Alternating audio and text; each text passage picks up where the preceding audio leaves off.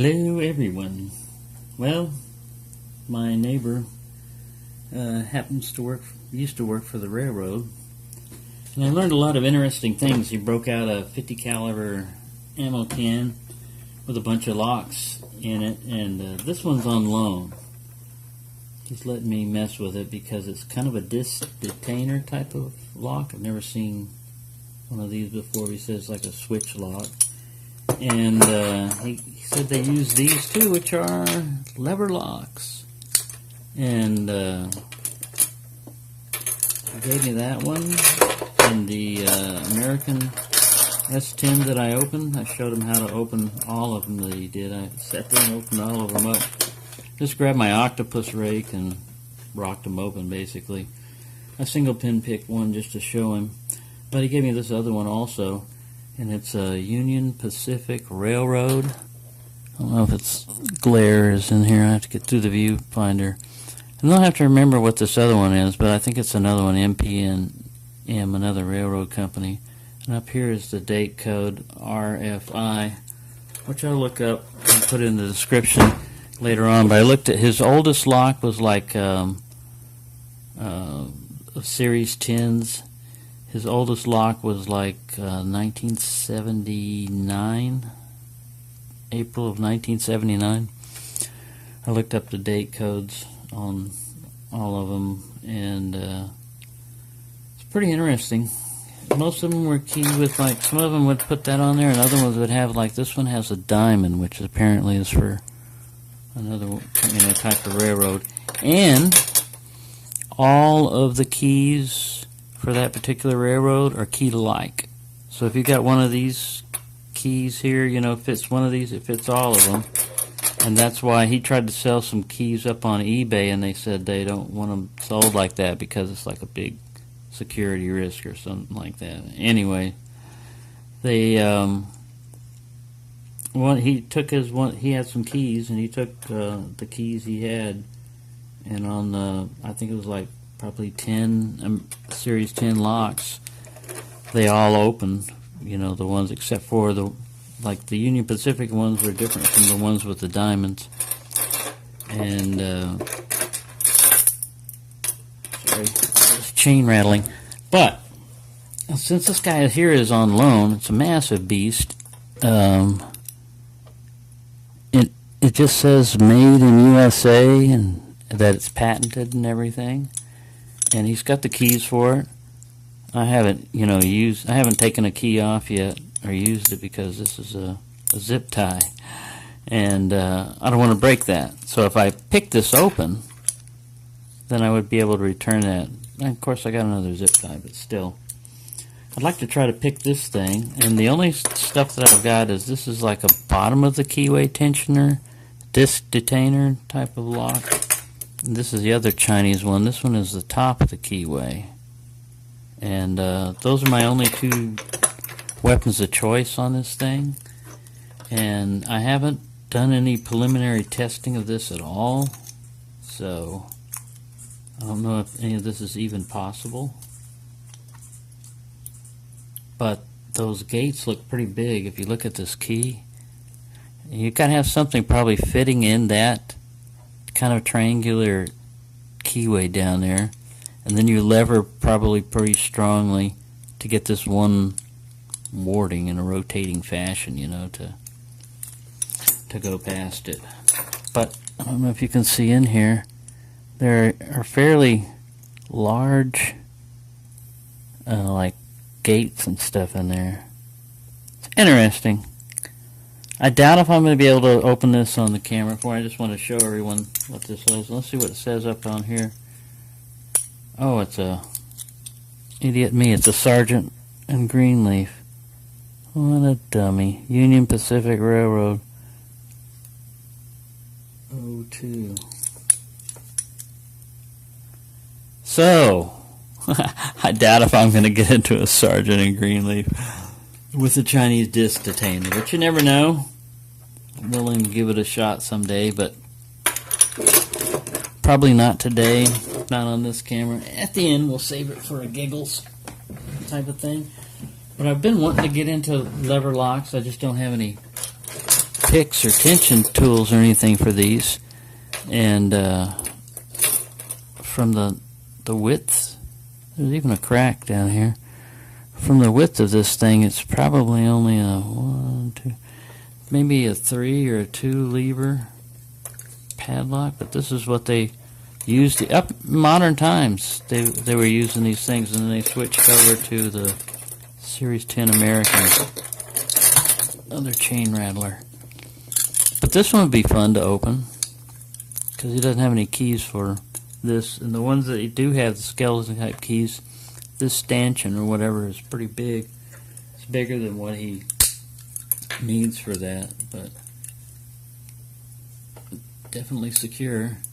And it says Ad Lake. So hopefully, since this one's mine now, I'll be able to open it. And this Sergeant Greenleaf, I'm gonna try to see if I can get in with this, but it's probably a foolish task. If not, I'll break out a piece of chain and straighten it out with pliers. I got a bench vise up here. Speaking of which, I was grinding pull this up. I was grinding a master lock off, and that's what the chisel and everything was for. I was going to tear the core out of it. But I just want to share that with everyone, that here's some interesting locks that everyone except for the Sergeant Greenleaf. It's something I can pick on this. I can mess with it if I want to, but it's not mine. But it's cool. It's cool just to be able to hold it. It's heavy, massive.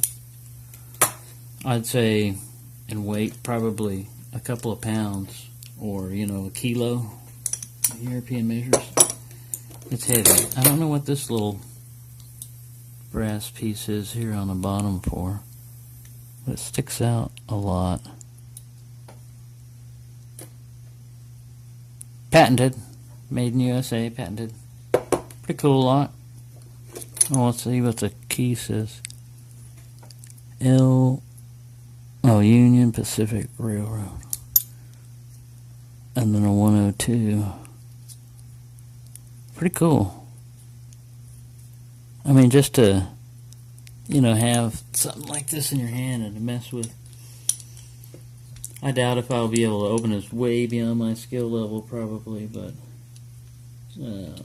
only way you learn is to try something, so I'll give it the old college try. Looks like it would take a bottom of the keyway tension, but this thing doesn't look like it fits the key, so I would have to be scientific about it. Pretty close. Look at that. Pretty damn close.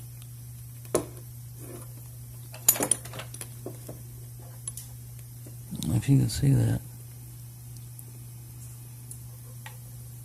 I'd have to shake down this guy right here, but this sucker's cheap. I'm not going to mess with the keys. This is a loaner type thing. Borrow it. See if I can get it open.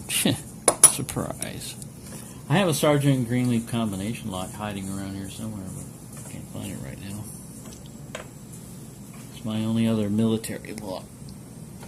Alright, so there you go. If you want to see something open, since we are going into almost 9-minute land, I'll show you what I did on these Series 10s. They're cool locks. I just took a regular big size tension wrench. I always have the American thing facing away from me. I only rock one side. I'm not hitting both sides. Same way if I single pin pick them. I don't know, maybe it's the bitting on these things. But, crap. Pulling picks out like crazy. Well, this is the Warlock. It should work also, but I was using the Octopus. Here we go. Get over to Octo. But I just would get up on one side and just rock it. He had a Honest tool set, pick set, which was pretty good, I mean, for one of your first ones and stuff. It had a lot of hooks in it. Jammed up in something. You got to get your tension just right on these things. There we go. Takes a lot of tension on these locks. And I was messing with the... I'm bumping into the... It's getting rough here. I'm bumping into the warding. I mean the tension wrench. Damn it. Oh, and they're going to spray for bugs tomorrow, so I got to clean up my apartment. So I can't dilly-dally about too much. I'm going to wind up messing up my own lock. I don't like this tension wrench. It's too long. You can always use top of the keyway tension on one of these. Just get it down. Put your finger thusly. And you can wiggle to your heart's content if you want. Let's try the Warlock. It doesn't get much usage. Come back here. Quit chasing me. Sit down. You're in everyone's way. Hopefully it wouldn't focus. I don't know exactly what my focal plane is on this. I'm messing around with different angles on my camera.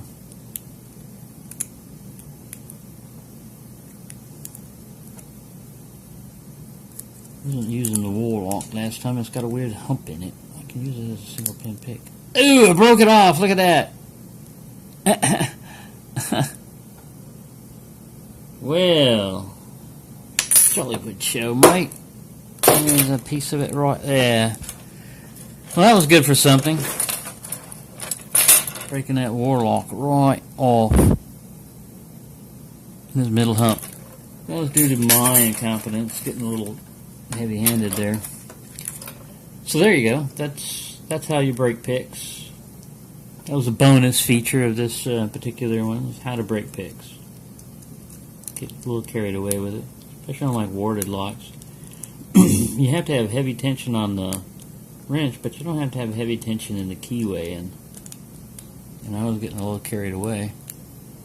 And this is all it took with every one of those other locks over there. But watch me break the octopus also. It'd be a double feature. A double breakage feature. Now it's got me shy. I have to single pin pick this baby open. I don't want to break another pick on camera. Be shunned in the lock community forever. Banned from every social gathering. Of course, I've never been to one, but I'm trying a hook. See if I can single pin pick my way. If I break this one, this is a deep hook that I cut off a little bit and try to make into a medium. Because it was a little too deep for me and I already had one pretty much like it. Well,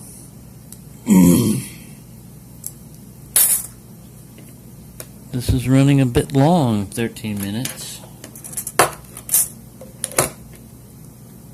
Tisk, tisk. Failure after failure. But we did get a good breakage there, but you kind of open up something. So, I'll break out my Peterson gem. Down went the Warlock. Death of the Warlock.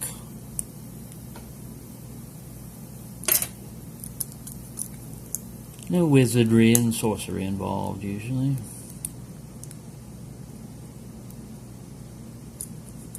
Maybe I have to pick the other side.